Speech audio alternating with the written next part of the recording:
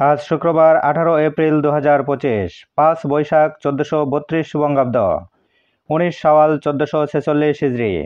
জানিয়ে দেব আজকের দৈনিক আমার দেশ পত্রিকার শিরোনামগুলো। এখনও পরিচয় মেলেনি 121 শহীদদের। জুলাই বিপ্লব শনাক্তে কাজ করছে ট্রাইব্যুনাল। শুধু জুলাইয়ে 80 বেওয়ারিশ লাশ দাফন করা হয় রায়ের বাজার বধ্যভূমিতে। সুরতহাল রিপোর্ট অনুযায়ী অর্ধেকের বেশি গুলিবিদ্ধ ছিল। মিট দ্য প্রেসে জামাতে আমির।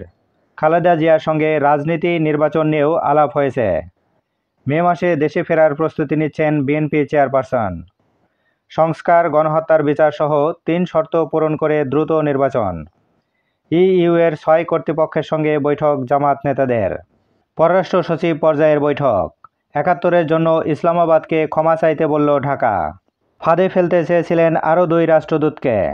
মেঘনার বিরুদ্ধে অভিযোগ, অন্য দেশের গোয়েন্দাদের তথ্য সরবরাহ করতেন। ফাঁদে ফেলে হাতিয়ে নিয়েছেন মোটা অঙ্কের টাকা।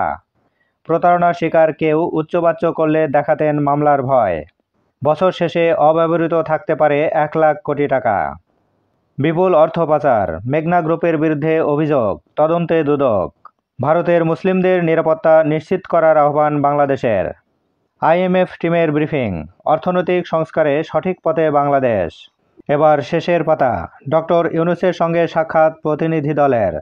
সংস্কার কাজে আমেরিকার সমর্থন। দূর গ্রহে প্রাণের অস্তিত্বের শক্তিশালী প্রমাণ মিলল। সংস্কার কমিশনের বৈঠক শেষে সালাউদ্দিন। সংবিধানের সব সংশোধনীতে গণভোট প্রযোজ্য নয়।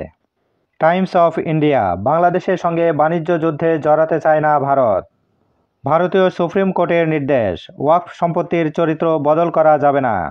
গ্রামীণ ব্যাংকে কমল সরকারের মালিকানা।